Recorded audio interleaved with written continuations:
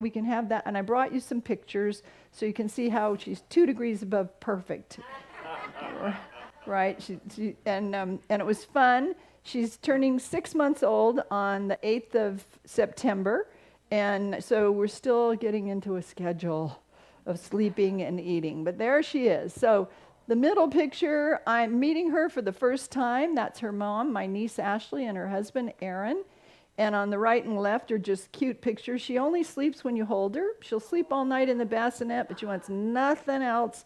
So I had the opportunity to rock in the dark for 2 hours, twice a day, bonding with her. That was good. On the lower right, she's celebrating my birthday with me, and she has this one arm that she sticks out all the time. The babies have different characteristics, but this seems to be hers.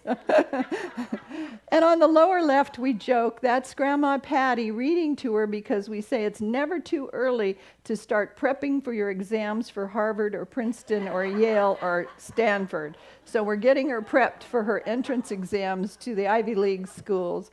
And in the middle is my niece Ashley with the baby in the morning, just in a love picture that I wanted to share with you. Sienna Ann Johnson, she was born March 8th, which is International Women's Day. And she had sent me a message. She was talking to me intuitively before she arrived. She said, I want to be born on a holiday. Love, it's all about love. I want to be born on Valentine's Day. We said, no, honey, that's way too early. You got to stay in mommy's tummy. So we thought St. Patrick's Day, because she was due March 20th.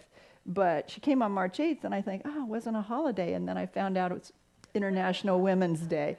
So she's been sending me cosmic messages. But it was a wonderful time to be with my niece and family. It was candidly exhausting to get a baby on a schedule that's just 6 months old, but it was fun. So thank you for loving me all while I was there, and I'm glad to be back with all of you. And so our humor this morning is at age 70, my grandfather bought his first riding lawnmower. And this is great, he bragged to my brother.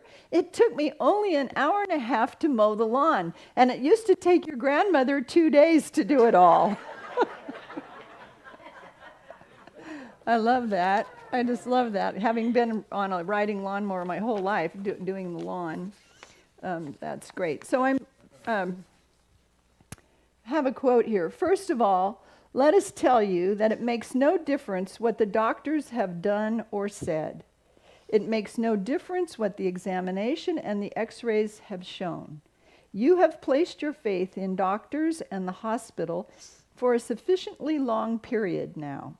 So let's forget them and turn our attention to God and study and understand God's way and receive God's help. And those words, and many like them, were written by Myrtle Fillmore, who came to be known as the Mother of Unity. And so in honor of the Fillmores, whose both of their birthdays are in August, I said I like to do the Founders Month in August, but since I was gone last week, we're flopping over into Essential Myrtle Fillmore today. She was born August 6th, 1845, 178 years ago. She died in 1931 at the age of 86. But the truth is, the impact that she left on life is still keenly felt of all of us, right? Think about whatever your life message was, 178 years later, it's still spreading to thousands and millions of people. Isn't that amazing? When you're in alignment with the truth of your being and in alignment with Spirit, it's not about fame, it's not about fortune, it's not about any of that kind of stuff. It's about living in truth of the truth of your being, and then that just expresses to all who need to hear it wherever it needs to be heard. So the impact she left on the earth is still keenly alive in her words, her prayers, and her teachings. As a child, she was known as a dreamer and a funny, peculiar little child with a head full of wispy hair. She said she often felt awkward. Raise your hand if as a child you felt awkward. I mean, that's not unusual, is it? She said she often felt awkward when people laughed at her funny ideas, but she knew there was nothing that was too good to be true or too beautiful to be true. And that was kind of a centering thought for her life. And she said, in the designing room of her mind, I love that, in the designing room of her mind, she was determined to make a pattern for a beautiful world. So think about that creativity in your faculty of imagination, that creativity in the faculty of love that you live in and that you flow. Determined to make a pattern, to make patterns, plural, for a beautiful world. As a woman, Myrtle lived many of her childhood dreams into reality, co-founding with Charles Fillmore, Unity School of Christianity. She said, for the study of life and spirituality demonstrated by Jesus Christ. Sometimes in the new spirituality of things, we don't say the word Jesus, but Jesus is back in the building here now. And we talk about the universal Christ consciousness and the teachings of Jesus. Jesus said, the things that I do, if you follow what I do, you can do them also and even greater things. Meaning that it's the stream of thought, the teachings that change our life and circumstances, not any worship belief in a person or one being or one religion or whatever.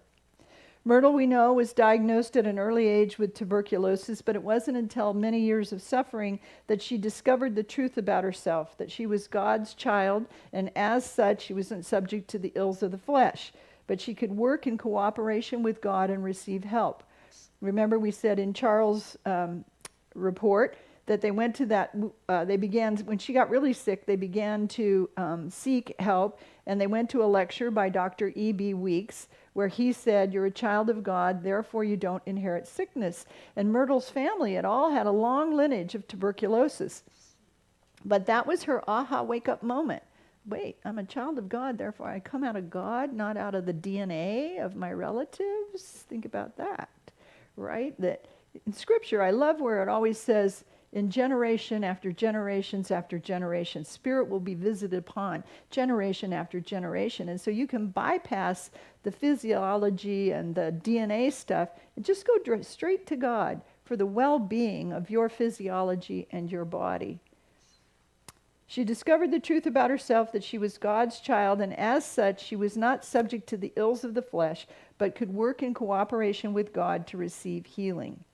Next to her love of God was her love for education. And this is kind of interesting. She completed high school when the Civil War was underway. Think about that. And at her graduation time frame of history, President Abraham Lincoln was assassinated. So she's developing these teachings in her in the midst of as much conflict as we're seeing on the news every day today, right? We're not in a civil war, but in very deep circumstances of the nation, she's moving through educating herself. It was interesting.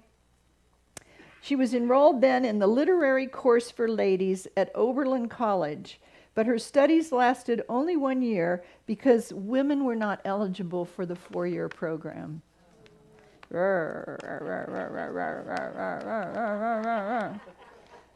Still, there's more. There's more. She and Charles decided they would be ordained, and so in 1906, they both received diplomas, not ordination certificates. So in 1918, they both took a final exam to receive ordination in Unity. And it was interesting. The test consisted of 68 questions written by, guess who? Charles Fillmore. Right, written by Charles Fillmore. And so he scored, guess what? 100% on the test. Guess what Myrtle scored? 98.5, because, of course, Charles graded her paper. And he said she overlooked one question and he judged another question as less than perfectly answered. Then, you'll love this, they were both presented with these beautifully ornate ordination certificates. But as ornate as they were, Myrtle struck out the word him and his in every place on that certificate and wrote in the word her. Right, ladies? Let's hear it. So you can see, and that was in 1918. 1918 for civil rights, women's rights, equality, equal rights, all of that. When the Fillmores settled in Kansas City, though, Myrtle's health began to deteriorate rapidly, and she had a flare-up of tuberculosis and malaria and all kinds of complications. And she said she was placing her faith in doctors and dosing herself with medication all the time. And that's when they went to the lecture by E.B. Weeks. It said, you don't inherit any of this, so let's go to God. And ultimately, the doctors had told her that they could do nothing else for her and that she had a short time to live. They estimated, I don't think a doctor ever tells you have 3 months to live, but a short time to live. So it was then that they decided to, and Dorothy Pearson was friends with Charles Fillmore. She actually rented the apartment over his garage and would walk with him daily. And so I grew up cutting my teeth on stories that Dorothy Pearson would tell me about Charles Fillmore. And where was I going to go with that? It was anyway. She said they began to search after that E.B. Weeks thing. I'm a child of God, therefore I don't inherit sickness. That Myrtle cleaned out the closet under the stairwell of their house, and in there she put a desk and 2 chairs, one for herself and one for the presence of Jesus Christ, a lamp and a Bible, and went into the closet. So she came out of the closet. She went into the closet 8 hours a day to read and study and renew her body by speaking words of life to her body. And it was then she made what she calls her discovery, that she could speak lovingly words of life to her body, and that her body could hear it, and that her body would respond. And it took 2 years, but she came out of that closet healed and lived 46 years beyond her 3-month diagnosis. It was when they went to the Weeks class, it was then that Charles and Myrtle began to search for and eventually found a constructive, practical relationship to their faith. And rewind to Charles, he said, either faith is going to work for us or not. And if it's not going to work for us, I'll stay home and spend time with family on Sunday, right? They wanted practical Christianity, constructive, practical Christianity. And Unity early on was called Unity School of Practical Christianity, that you practice the principles, you apply the principles, and they work. Right? Johnny Coleman, longtime minister in Detroit that taught at our urban school, had a saying. She says, it works if you work it. Right? Let's say that together. It works if you work it. Doesn't mean that you read about it, that you study it, that you talk about it. You have to apply it. So Myrtle used the spiritual principles to heal herself, and when she got well, she wanted to share what she had learned with others. So they formed the Society for Silent Help, which today is known as Silent Unity. And they began to use affirmative prayer to heal themselves and continue to live in health and to help others heal. And so the word began to spread, and as I shared with you in the Charles story, they began to get letters, so many so that they couldn't keep up. So Charles decided they'd write a newsletter and answer a lot of the questions, have like a Q&A, or at least a dissertation on what unity teachings are. So in 1889, they printed the first newsletter called Modern Thought. And then the work grew into Unity as we know it today. I didn't miss a slide, did I? No. Into Unity as we know it today, with 3 areas of emphasis, which were publishing, starting with Modern Thought in 1889, continuing today as what?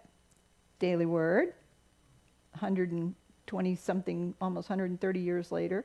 Publishing, prayer, Silent Unity is our worldwide prayer ministry, and education, where we can take classes, study principles, become ordained ministers. Those are the 3 areas that Unity emphasizes. And when they first began, Myrtle was the only letter writer, and that got overwhelming pretty quickly. She would at least, if finally secretaries took over, but she seemed to always write a handwritten note on the letter to the person to have a personal touch on it.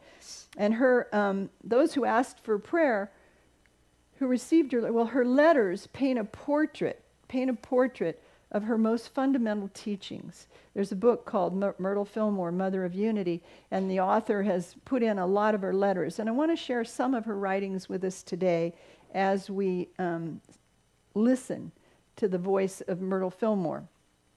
Hear her voice.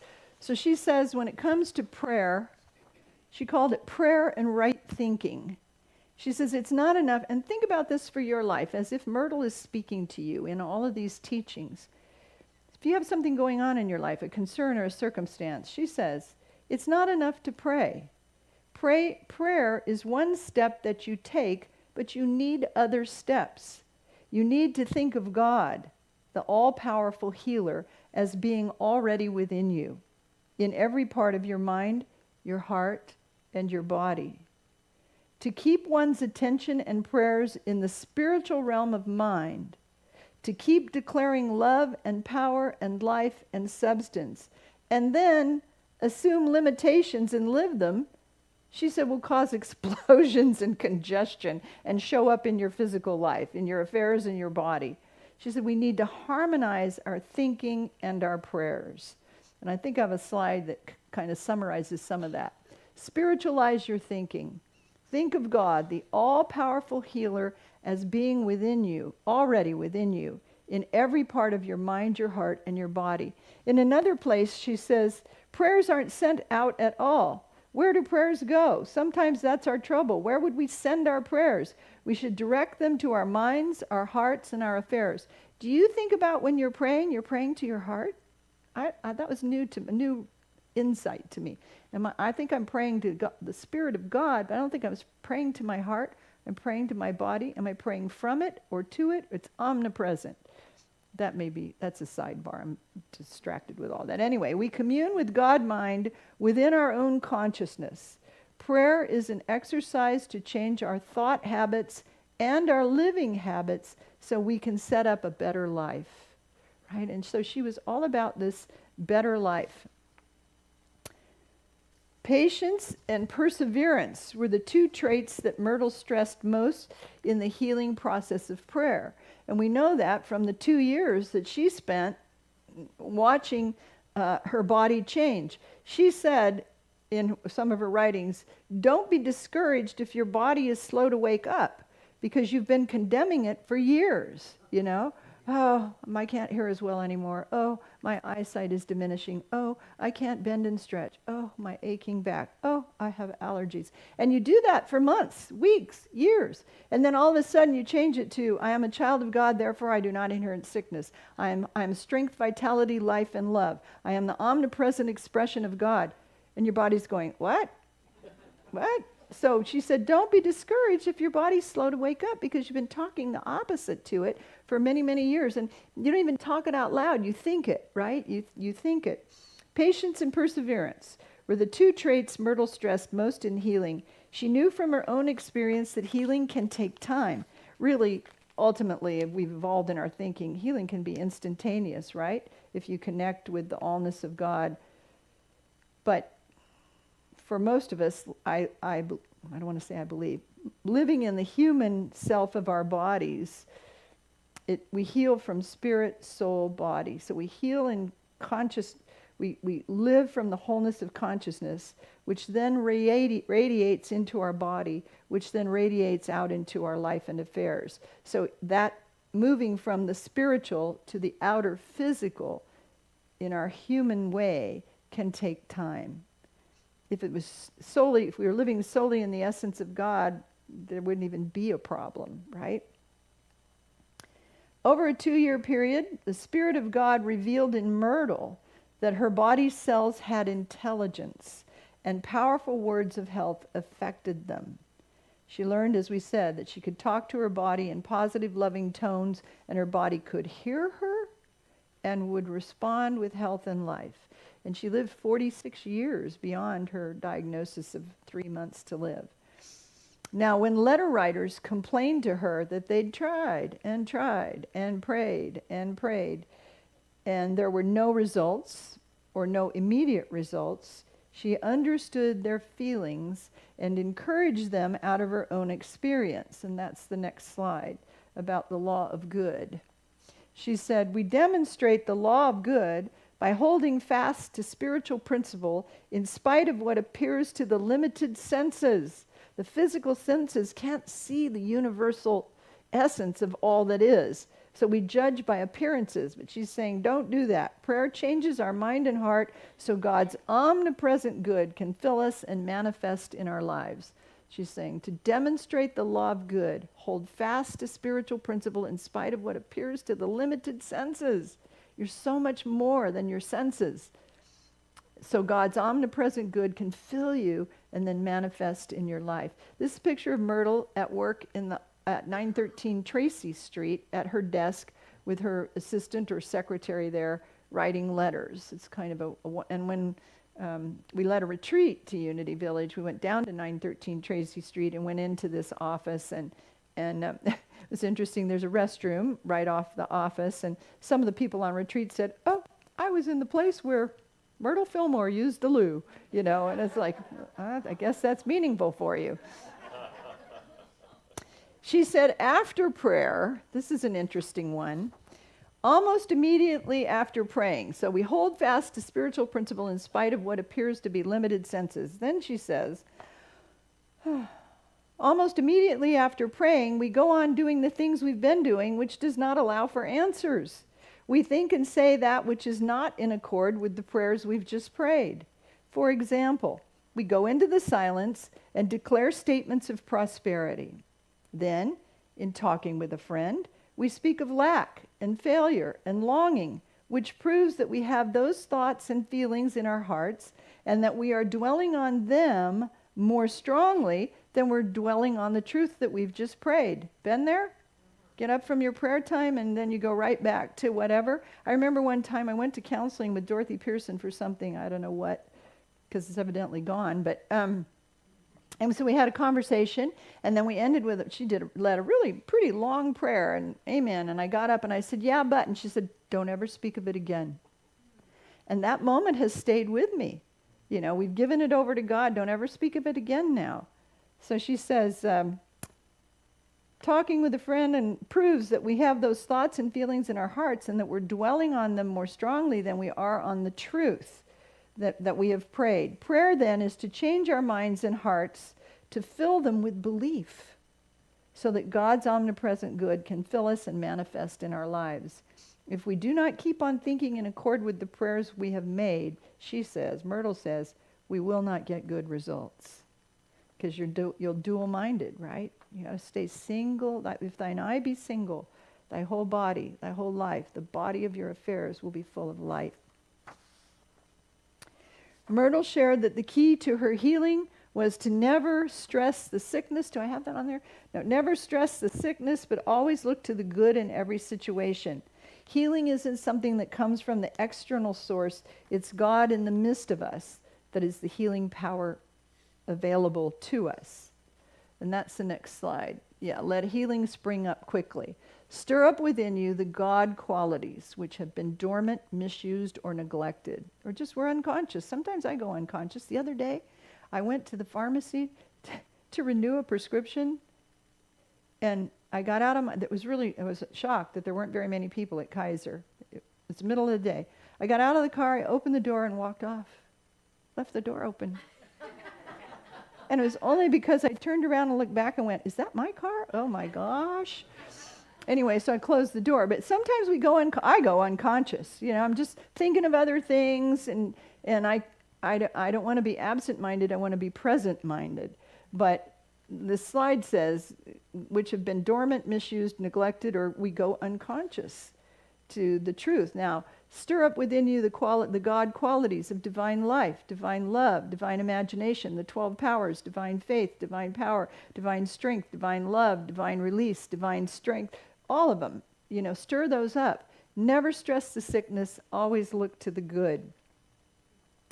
As you consecrate yourself, your mind, and your body to God, thy healing shall spring forth speedily.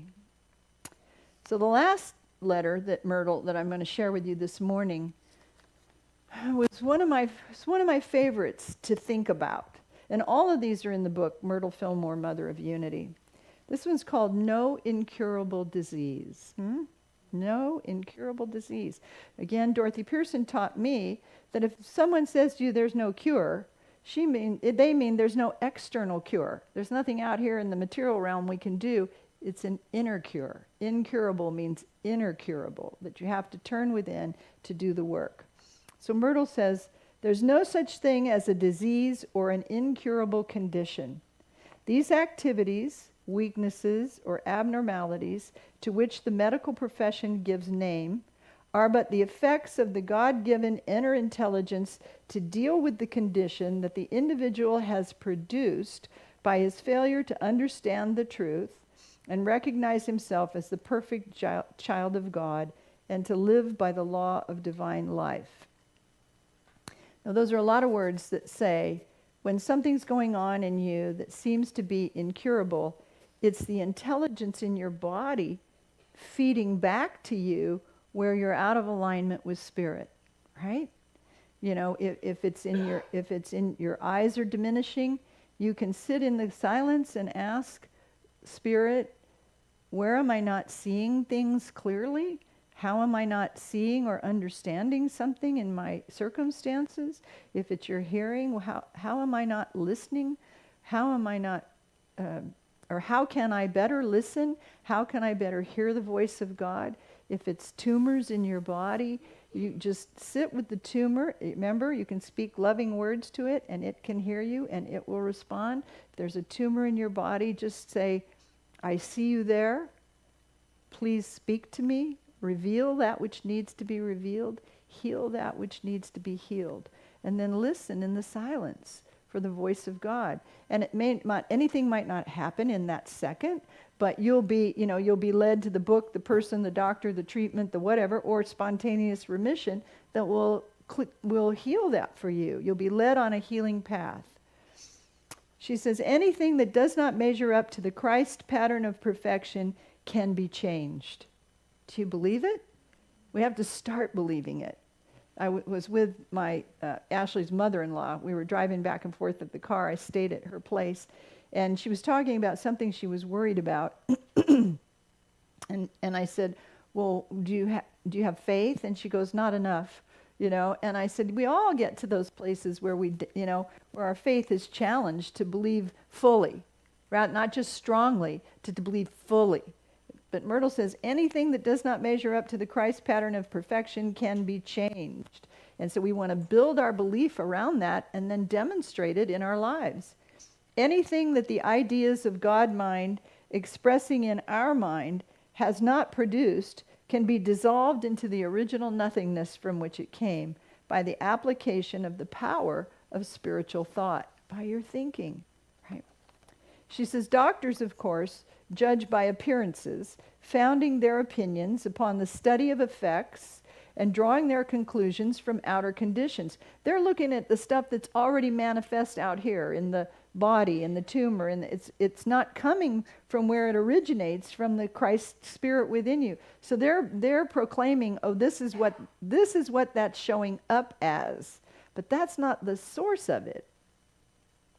So when someone comes to us, this is important.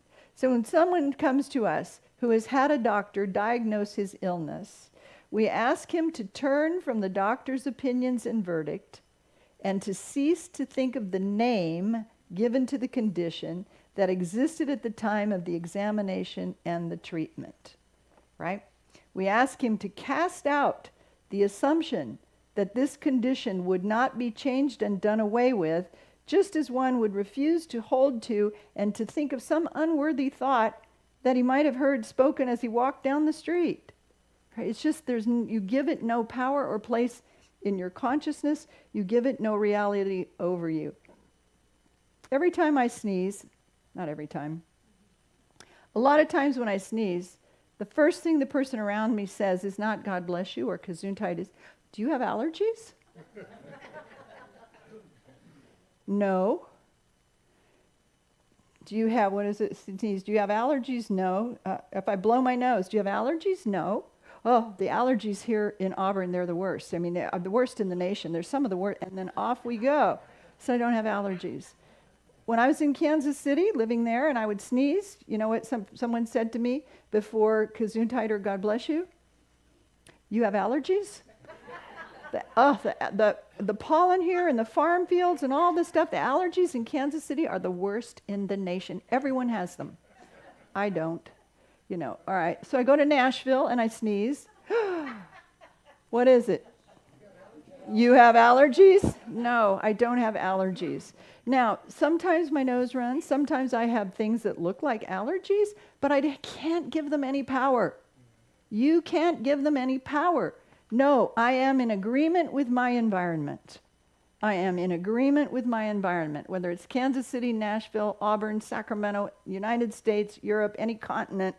I am in agreement with my environment. You just can't relax or be lazy or go unconscious about what you're saying about your body for health reasons, about what you're saying about your life, your relationships, your finances. So he has to begin at one. Let's see. We ask him to cast out the assumption that this condition would not be changed or done away with, just as if you heard some gossip walking on the street that had nothing to do with you, right?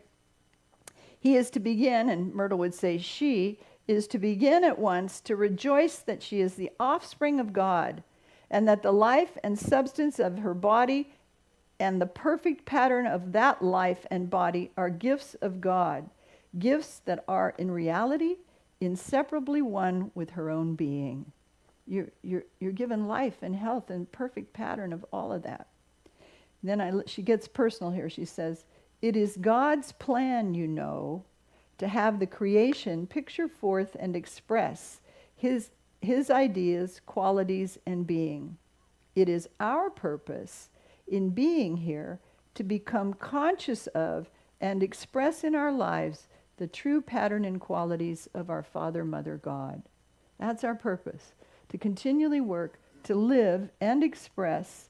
It is our purpose in being here to become conscious, not go unconscious and leave your car door open and walk away, although that, no reason for that.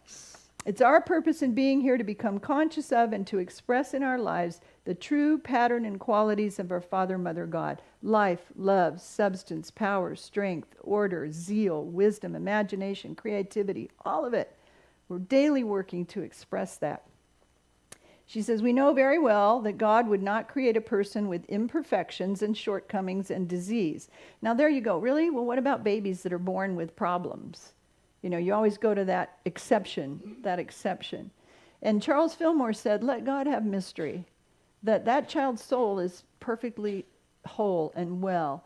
That their spiritual journey and their path is taking them in a journey that will lead to greater and greater wholeness, greater realization of perfection. And the journey for some in consciousness, to align their consciousness with the truth and the wholeness of spirit. And some of us journey down a different path. We know very well that God would not create a person with imperfections and shortcomings. We wave aside the past mistakes and untrue suggestions and fix our undivided attention upon the Creator and the inner pattern of perfection. In this lies the success of spiritual treatment. We bring all the mental attitudes, all the centers of consciousness, and even our body and physical structures to the high place in mind, where we see as God sees, and where we name all that is within us according to the patterns and uses for which our soul was created. Right? You go into that high mind of the Christ consciousness and dwell there and give no power or place in consciousness to this other stuff. And it takes a while to shake them off, you know, to push past them, doesn't it? It's a cultivation of consciousness. Next slide is, in Unity we teach that we do not think of our bodies as a bundle of flesh and bones and glands and organs and blood vessels, but as the temple of the indwelling Christ Spirit. That's who you are. That's who you are. So in 1931, 86 years old, Myrtle taught a class for 4 weeks in Unity's summer school. And then she went around to all the workers in Silent Unity and said she felt that her work was done and she was going to cross over to the other side. And she went home and in 3 days passed away in her bedroom in her home on Unity Village grounds. So we have some affirmations that will help us take this in now to our respect and our honor and our love and our devotion to Unity and why we're here and how we love it and how it's helped and changed our lives. So she's begin to declare, let's speak these together. Divine life renews every cell in my body. I am wondrously made of infinite love. The Christ Spirit within assures my strength, energy, and vitality. Yes, and so it is. And I want to have our meditation this morning, our prayer time, with words from Myrtle. So I invite you to take a deep breath in and let's get centered for prayer time. And if there's some circumstance, condition, or healing need in your life, just hear the words this morning as if Myrtle is speaking to you specifically to help you stay strong and to hold into that realization of the Christ, the universal Christ consciousness in you, as you. So be aware of your breath. Take a deep breath in and let it out.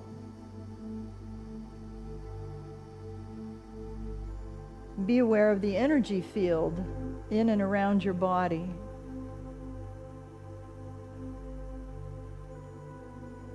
And feel at the center of your being. Feel into the center of your being, your heart, your connection with all, with omnipresent spirit. And listen now with the ears of your heart. Listen to the still small voice, which is the language of your soul.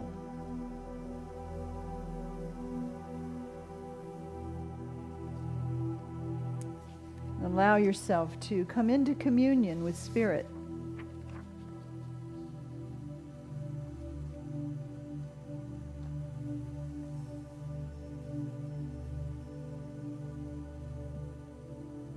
Myrtle said, "It is faith in the healing power of God within that sets in motion your healing process."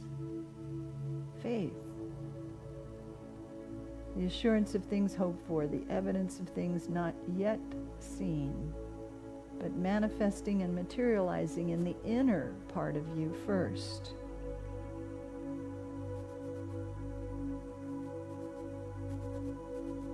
She advises, let your courageous, loving, trustful attitude of mind and heart allow the pure flow of life, which clears up any concern and gives you new strength to every part of your mind, body, and affairs.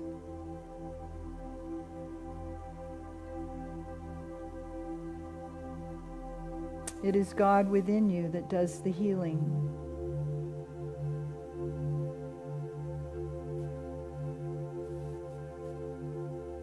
She reminds us that the opinions of doctors are daily annulled by those who work with spiritual laws to prove the healing power of God.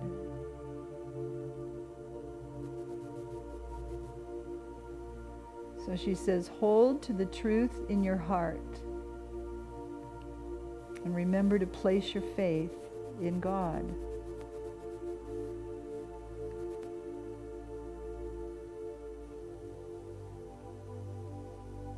She says, the moment you sense a need and ask for a blessing, have faith that God is responding and that good will come. Answers will come. The moment you sense a need and ask for blessing. So I invite you to ask for that blessing for your life now.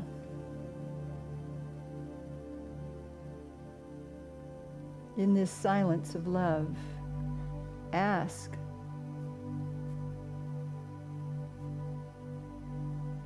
Have faith that God is responding and that good will come.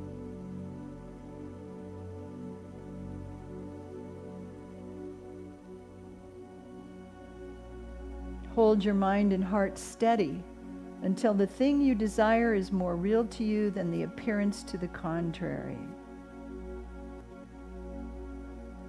Cast out any duality of thinking. Hold steady until the thing you require is more real to you than any appearance to the contrary.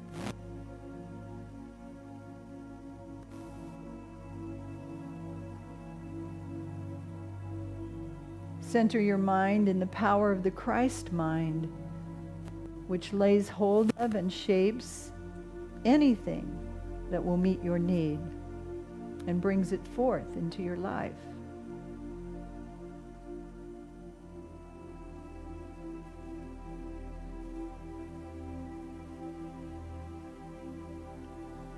Let yourself align with Spirit, which gives you freedom from all worry and anxiety and satisfaction.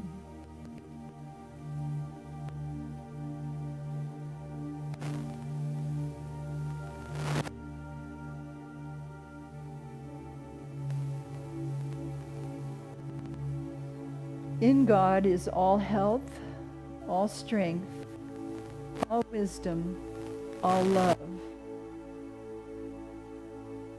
And as a child of the Most High, all of these become yours by recognition of the truth that God is all. God is all. God is all.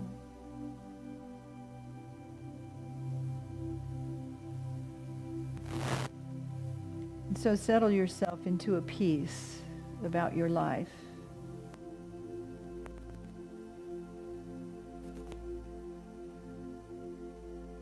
Feel relaxed. Feel relief. Trust.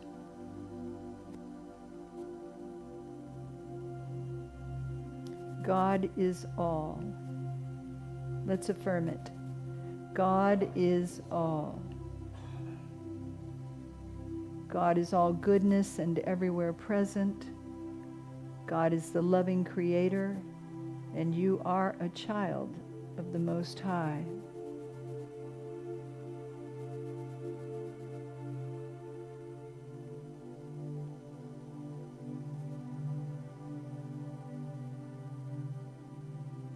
Resting in this stillness for ourselves now, we turn our attention to our loved ones, others for whom we are praying. I invite you to silently whisper their names. Sienna, my little grandniece. Natalie. Paul. Call them to mind and see their face in your mind's eye. Bless them with your love. Trust Spirit in them.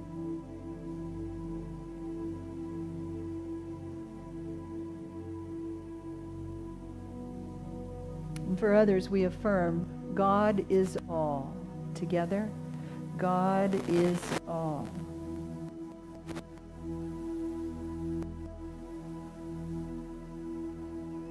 And then let's take another deep breath in. We give thanks and honor to Charles and Myrtle Fillmore for their teachings that lead us to the realization of the Christ Spirit within. We're thankful for their lives, their work, their teachings. We bless them and their eternal ongoing, and commit ourselves to practicing practical Christianity in love and in faith.